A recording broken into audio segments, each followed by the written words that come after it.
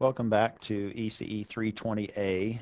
We're in Unit 7 dealing with S-domain circuit analysis, which is in pages 464 to 482 in Chapter 13. You'll need to be working on homework number 7, and exam number 3 is going to be following Unit number 8. In this video, what we want to work on is showing how to incorporate initial conditions from our energy storage elements, capacitors and inductors, as either series voltage sources or parallel current sources. That's our goal. So we're trying to incorporate initial conditions into S-domain circuits, and this will now allow us, if we can do this, to perform algebra in the S-domain and not have to worry about time domain differential equation solutions. That's the beauty of working in the frequency domain. Let's develop these initial condition models. They could be either series voltage sources or parallel current sources, and let's now show how we can create both of those different kinds of schematics for the same inductor or capacitor. Let's start with the inductor. And again, we're relying on Eli, which just now tells us what we need to know in terms of voltage-current relationships, differential relationship for this energy storage device of the inductor. We have energy storage in the magnetic field. We're going to use the passive sign convention, which means the current I sub L, as we've indicated in going from left to right in a positive direction, is now entering the positive polarity of our voltage on the inductor. That then produces V sub L of t equaling L di sub L dt. What we want to do is figure out how do we replace that schematic in the S-domain circuit. And to do that, let's now examine the Laplace transform. That's the reason for the double-headed arrow. The Laplace transform of this differential relationship. On the left, we just have the Laplace transform of little v sub L of t, which is capital V sub L of s. Then that will be equal to L times the Laplace transform of the derivative of the inductor's current. And the Laplace transform of the derivative is s times the Laplace transform of I sub L of s minus the initial condition on that time domain variable's value, I sub L, at 0 minus.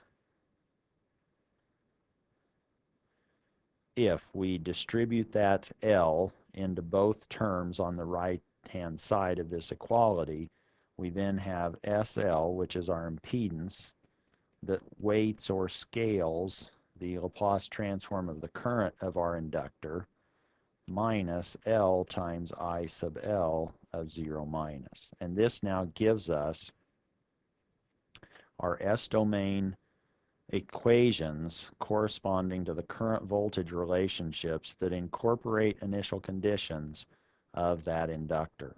And we have to incorporate initial conditions because we have memory in that inductive device, and that then, or it's a differential relationship in the time domain. And we want to now do an S-domain series circuit that will be consistent with this relationship in the formula V is equal to SL times I sub L minus L I sub L of 0 minus. And we're going to do that since the left-hand side is the Laplace transform of a voltage.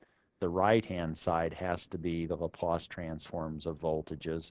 So this impedance, SL times the Laplace transform of I sub L, is a voltage, and the minus L I sub L of 0 minus will be like a voltage source, or it will produce a voltage source. Or consistent with our time domain passive sign convention, we now have a relationship that incorporates an initial condition or a voltage source in series with our impedance associated with the inductor. And the impedance of our inductor is SL, And now what we want to do is figure out what's the polarity on this voltage source, and we can do that if we simply write a KVL equation with an air gap. So now we go minus V sub, capital V sub L of S, then the voltage drop here is going to be plus to minus. That's now SL times I sub L of S. So we're looking like we have this piece written. Then we go through that source, which now says that if we want that to be a minus associated with the quantity L I sub L of 0 minus, our polarity labels need to then be minus plus from left to right on that voltage source to be consistent with a complete voltage drop across those two elements, the impedance of the inductor, SL, and the source voltage that incorporates or accounts for our initial conditions.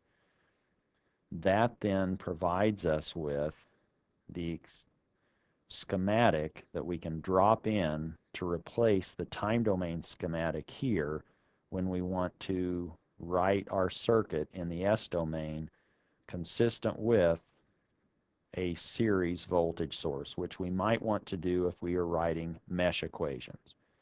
If we were writing node voltage equations, then maybe we want to incorporate this inductor's initial condition in the form of a current source that's in parallel with the impedance of our inductor. Let's now see how we could do that.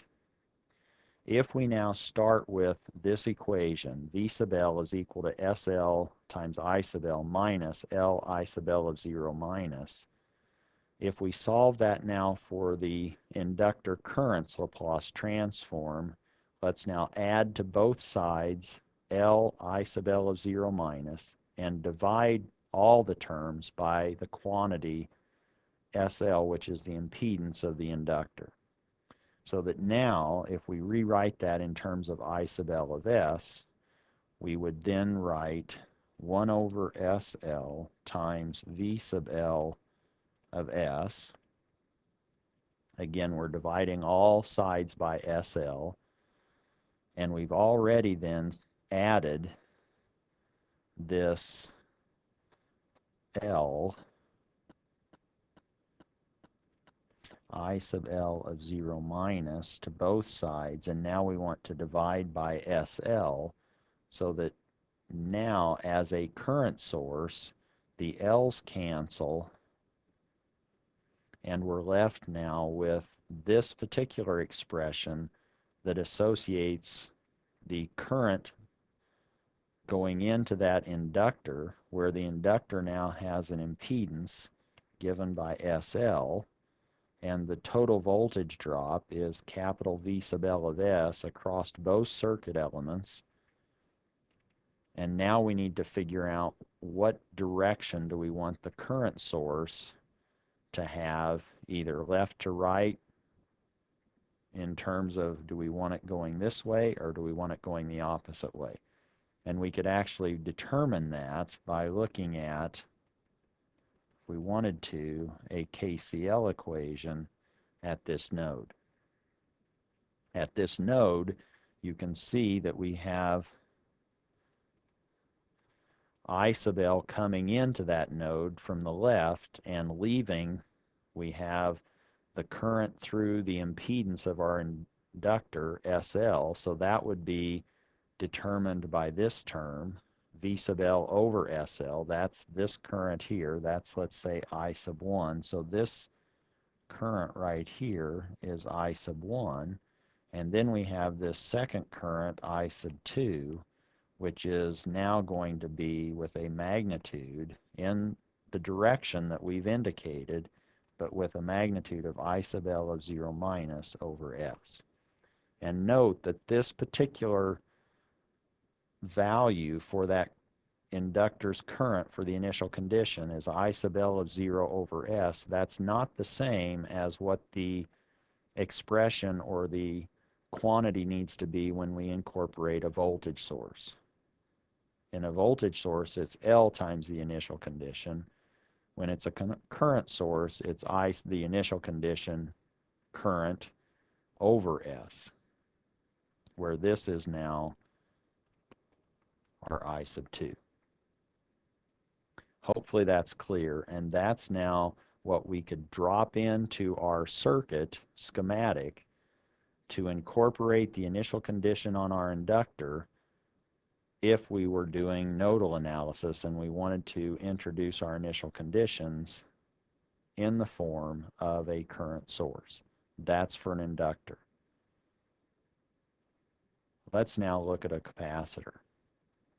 With a capacitor, again, we have ice, and we have the passive sign convention illustrated in the schematic on the left. We want to now replace that schematic with its equivalent schematic in the S domain, but because this is a differential relationship between the current and voltage, we know that that's going to introduce initial conditions that we have to accommodate in our S domain equivalent circuit. If we Laplace transform this differential relationship dealing with ice, or the capacitor, we have I sub C of S is equal to C times S V sub C of S minus V sub C of 0 minus. Or distributing that C across both terms in the square brackets or both terms on the right-hand side, we now have SC times V sub C of S minus C V sub C of 0 minus.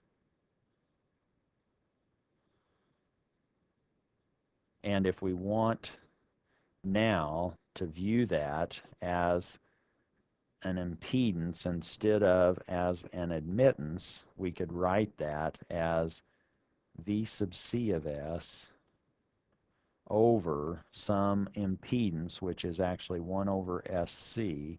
That's the same as SC times V sub C. So here is our impedance minus C V sub C of 0 minus. This now is in terms of a current, so that's begging us to go ahead and examine the parallel S domain circuit or incorporate the initial condition on this capacitor by means of a current source. Again, we have the current of our capacitor, I sub C of S. It's going to be consistent in terms of its direction with our time domain schematic. The voltage will be across both elements, and now what we want to do is make sure that we have consistency in our schematic with respect to the governing or defining equation that we've indicated here at the top of the screen. I sub C is going into this particular node. Our source is now, we could think of it as also going into that node because it has a minus sign. So let's go ahead and say that we now have this current with the magnitude of C, V sub C of 0 minus. Those two currents going in have to equal the current going out, and the current going out is the capacitor voltage divided by the impedance, which is 1 over SC. And this now gives us our S-domain circuit model for a capacitor when we want to incorporate the capacitor's initial condition voltage in terms of a current source. And it's all just making sure that this expression, this current voltage relationship that incorporates initial conditions, which arose naturally out of Laplace transforming the differential relationship of our inductor voltage, our current voltage relationship of a capacitor, that now gives rise naturally to this S-domain parallel circuit with a current source incorporating the initial condition. If we wanted to do the series S-domain circuit, or we want to introduce our initial condition voltage on the capacitor as a voltage source, Now we want to solve this equation for v sub c of s. And that could be done by multiplying both, or I'm sorry, adding to both sides c v sub c of 0 minus and multiplying both sides through by the quantity 1 over sc, which is the impedance. Or we now have v sub c of s is 1 over sc times I sub c of s, and we've added c v sub c of 0 minus to both sides, and we're scaling by 1 over sc. Those c's cancel, and the s stays downstairs, so effectively now we have this relationship for the expression that describes the connection between our capacitor's current, the capacitor voltage, and the initial condition on that voltage. In this case, now if we make this circuit schematic consistent with that equation, we now, if we do KVL with an air gap, we have minus V sub C equaling, or I'm sorry, we can now say that we have minus V sub C plus 1 over SC times I sub C of S. That's now this particular impedance times I sub C of S, and we want that to be plus V sub C of 0 minus over S. So now we have a plus minus, and the scaling on that source is now the initial condition V sub C of 0 minus over S. And that's now going to be our replacement in our schematic in the S domain for a capacitor if we are wanting to incorporate a voltage source to accommodate the capacitor's initial condition voltage. We now have 4 different schematic representations for these capacitors and inductors, and they depend on whether we want to apply them with series voltage sources or with parallel current sources.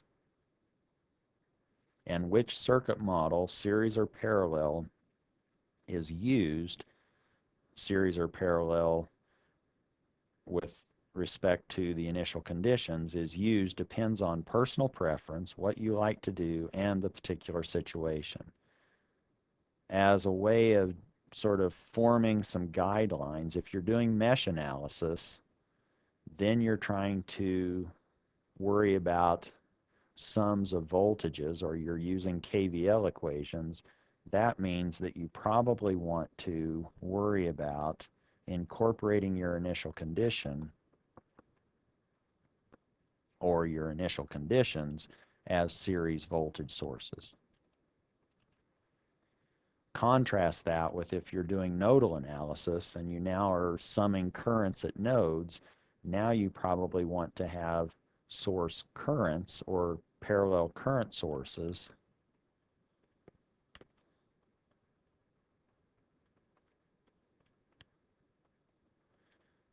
as a way to incorporate or account for your initial conditions, whether that's on a capacitor or on an inductor. And that now should get you very far along in being able to immediately go from a time domain circuit into its S domain equivalent, solving that S domain equivalent circuit with algebraic techniques. And then if you need time domain expressions, you can inverse Laplace transform the resulting S domain expressions.